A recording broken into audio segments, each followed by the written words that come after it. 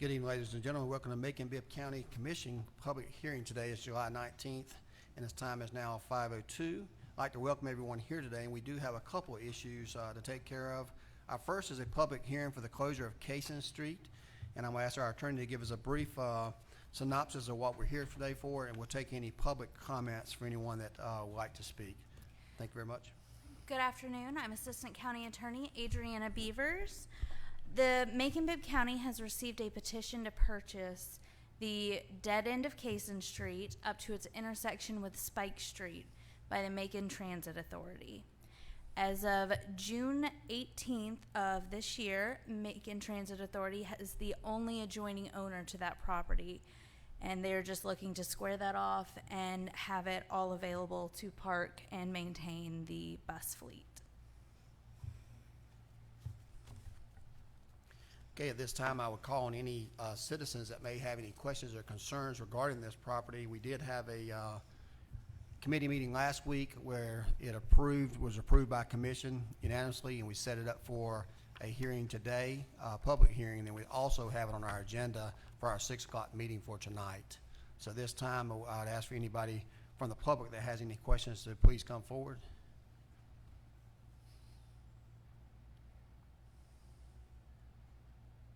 Okay, I don't see anybody here. We did plan on from 5 o'clock to 5:15 for any public hearing on this matter. I don't see anybody here that wishes to address the commission at this time. We will stand adjourned into our 5:15 hearing, but if someone shows up in between, we'll be happy to take their comments when they get here.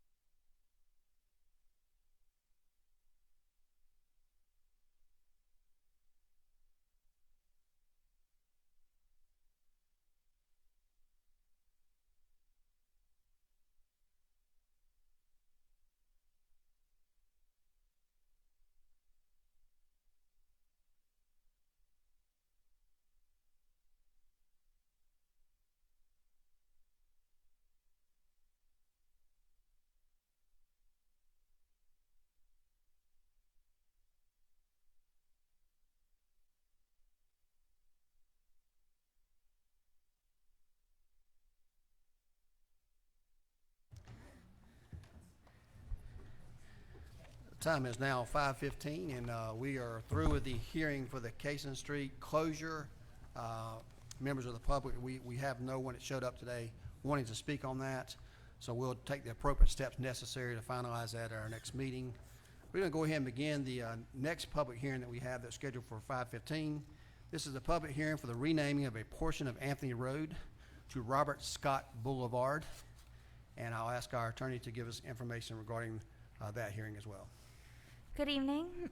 I'm Adriana Beavers, an assistant county attorney for Macon-Bibb County. Macon-Bibb County has received a petition to rename the portion of Anthony Road running between Pionono Avenue and Felton Avenue in honor of Robert Louis Scott Jr., a band director at Ballard Hudson High School for a long time who sadly passed away in 2011. We've received this petition from Mr. Greg Turner. The resolution regarding the renaming of this roadway is available in the Clerk of Commission's office, along with the petitions that Mr. Turner submitted along with it. Are there any questions regarding this issue? Thank you, Ms. Beavers. I did have an email from Mr. Turner as well asking me to support this item on the agenda today. It's just for purposes of hearing to see if anyone wanted to contest it or make any opinions one way or the other. I know that we sent out numerous letters to either residents, parcel owners, property owners, and also there's been a petition done. We will schedule this hearing, actually schedule it for the commission meeting the first and second weeks in August to finalize and vote on this as a commission. I do believe that's probably in need of a waiver or change of policy or guidelines. Commissioner Wynn, did you have something? Yeah, Mr. Mayor, thank you. For the benefit of those that may be watching us, they need probably an explanation of what section of Anthony Road that is, because it's not the entire road. And I think there might be some concern about that. Okay. Is it right in front of Ballard Hudson, the school? That it does encompass the space in front of Ballard Hudson. It will be the portion of Anthony Road running between Pionono. So on the, is the map up for the viewers? So from where the blue dot indicating an auto zone, the intersection right there, running under 75 and all the way out to Felton Avenue, where it intersects then with Felton and then also Jeff Davis. Okay. Not for me necessarily, but for people watching, they might want to know. Yes, ma'am. Thank you, Commissioner Wynn. Thank you. Commissioner Lucas? Yes. So this is not actually a renaming. It's just It's a renaming. actually It's a renaming. renaming of that Yes, ma'am. Yes, ma'am. section in there. So that calls for people signing. That does The call for, yes, ma'am. That ahead. does call for people signing the petitions. Certain properties along that portion of the roadway are unimproved, or the houses that are on those properties are vacant or have out-of-town owners. The petition submitted by Mr. Turner are attached to the resolution, and I can also email that directly to you. It is not the necessary number of property owners who have signed. Letters were sent out to all property owners listed on public record at the address listed for them to receive their tax notices on June the 19th. So they have received notice, but the number of signatures on the petition is lower than the minimum set out in the policy. So how can we move forward with it? In the policy that was passed in 2014, there are provisions for the commission to make a waiver or an exception to any provision within that policy for just any cause that they find to be good and sufficient for that purpose. Okay, I have absolutely no problem with this at all. The only thing is, and I want to say that Mr. Robert Scott was a member of the church that I attend, that I'm a member of, Historic Stewart Chapel, and was well respected, a very fine musician and teacher, and There are so many folks in Macon who benefited from his instruction, his musical instruction, as well as his mentorship. So I have no problem with that. But in the past, what we have done to make this easier and not to have to go through a lot is just to designate that portion and place the signs at both ends of it, which is so much simpler to do, and you still have the designation, you still have the ceremonies and all of that, but it's not necessary to change the actual name of the street. And that's what I thought we were doing. I guess I need to go back and reread my stuff, but if that is, you know, what everybody wants to do, then that's fine. But I just I would prefer having the placement of the signs and designating that portion, and so that same area remains Anthony Road, and it's not necessary to change any addresses or anything. And if people want to also put Robert L. Scott Way or whatever the designation would be, then they're free to do that. It was just a little bit more flexible policy. So I really would prefer doing it that way. But if we, you know, if you've got everything in order and we can meet those guidelines, then I'll go with it whichever way the majority decides. But to me, it would just be easier to designate, like we've done with Pastor Sherrard, whose daughter came down. We've done that with Reverend Terry over at New Fellowship. We've done it with Reverend Gamage in New Pleasant Grove. Just that simple designation, and the signs are up. The membership loves it. The neighborhood loves it. But nobody had to change a street name unless they just wanted to put that down. So I just wondered how others felt. I think we had a rather lengthy conversation about this a couple of weeks ago, so it's why I put it on the calendar. This is just a step to get input from the community. I think in the past, we've done it traditionally with the way you're talking about. We did it recently for Reverend Smith, I think just a couple of weeks ago on Houston. The person who requested this was Commissioner Watkins, who's got his light on. He'll speak in just a second. Okay. So after we discussed that, we figured the first step we need to do is go ahead and get it here first. There will still be some conversation about it, I suspect, once we have it on for a final hearing, but we're going to satisfy that because I do think it will require a waiver. A lot of those houses may be blighted or maybe owned by perhaps like school system. Some of the things we've been checking on, we'd have to do a waiver for that. But also that changes your place you vote as far as the name or the address of the places you vote at, maybe your power bill, your 911, some of those things, the post office and all those. I think that's perhaps why in the past the commission has stayed away from that and did the more ceremonial. But we'll hear from Commissioner Watkins first. We're not going to be voting anything today at all.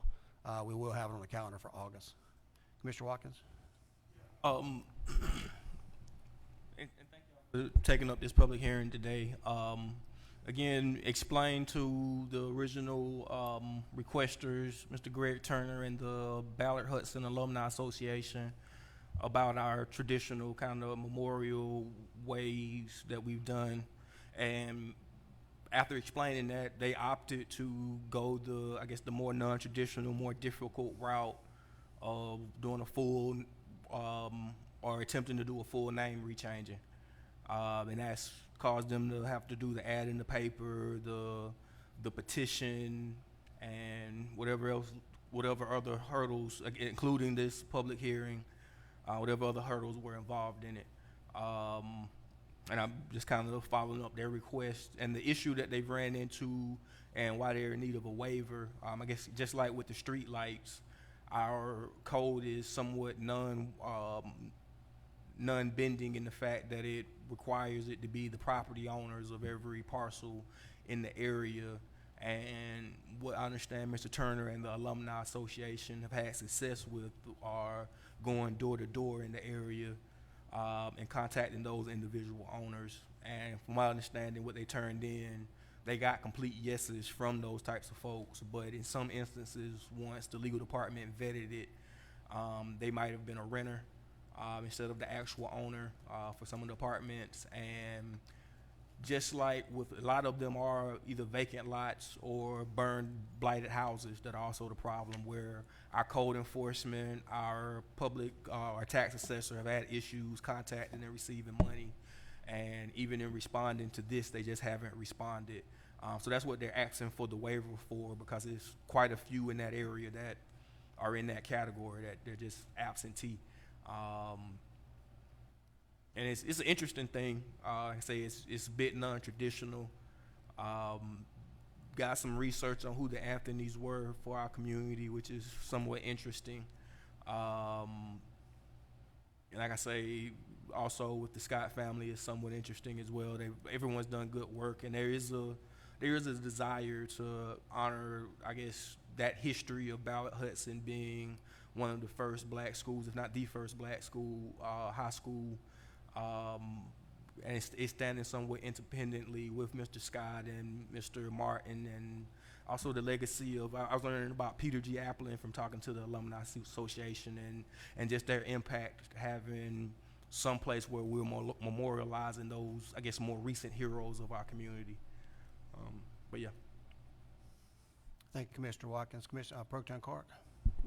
Yeah, I think Commissioner Watkins answered my question about what was the, if we sent letters out, correct? And did we send enough letters out to the property? Let me rephrase this. Did we send enough letters out to property owners that live there to meet the petition threshold? Does that make sense? Go ahead. Go ahead. I'm sorry, Mr. Mayor. No, go ahead. Letters were sent out to every property owner on the tax rolls in all 43 parcels along that stretch of roadway. I have not received any contact back from any of those property owners. Those were sent out on June 29th. The petition, I think, we had, how many, 17? Yes, Commissioner. that is correct, I believe, to my knowledge, sir. I think out of those parcels, I think this Commissioner Watkins' argument that 17 people were who they could get to sign the petitions would represent what he believes to be the majority of the folks in that area, and those remaining properties may be absentee landowners or blighted properties or perhaps other properties owned by folks that are not communicating one way or the other. So, Commissioner Wynn, do you have a follow-up? Has the school system said anything about their? I have not received any contact from the school system or the Macon Housing Authority. They did own a few properties along that way. And I think the other problem with the policy is traditionally a non-response is a no. That's the other issue. Commissioner Wynn? Did have a follow-up. I tend to agree wholeheartedly with what Commissioner Lucas said. That's my concern too. And you mentioned a lot of things, Mr. Mayor, about the 911 issues, the voting districts and things like that. I think, when you put up those memorial signs, like I think Commissioner Lucas mentioned several pastors' names, but if I'm not mistaken, Dwayne Allman is on the bridge there too, and I'm sure there's others that I'm not aware of. If you put those memorial signs up, for me, it's more distinctive. You see it better than you do the street sign. And it's more recognizable by people riding by versus changing the name of the street. Anthony Road's been Anthony Road ever since I was born in high school.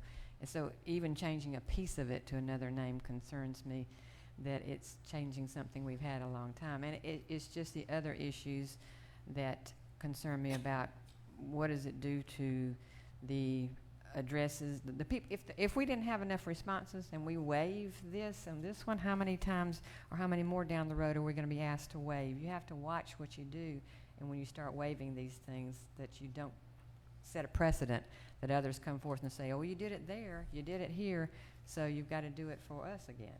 We just need to be careful. We've got these things where you have to do certain things to change. So I just think it's something we need to do if we're thinking about it with caution. nothing against the person it wants to be renamed after, Commissioner Watkins, but I just am concerned about the other things.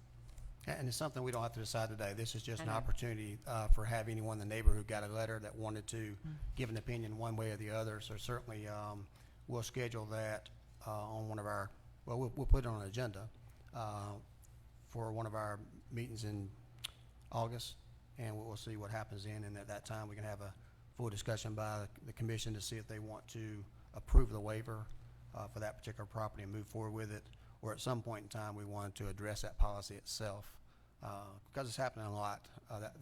Those types of policies, just like we mentioned the streetlights, and there were several others that not quite consistent with the times that we have here.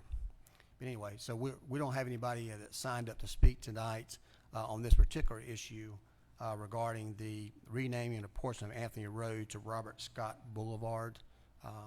And first of all, let me make clear that nothing I've said by running this meeting out of this chair would suggest that I feel one way or the other for this particular property and this road naming. Just want to make sure that we check all the boxes, and we told Commissioner Watkins we would place this on the agenda today, and we did so. So at this time, we're going to go ahead and close this hearing out, and this meeting will be adjourned until we're back here at 6 o'clock for our regular commission meeting.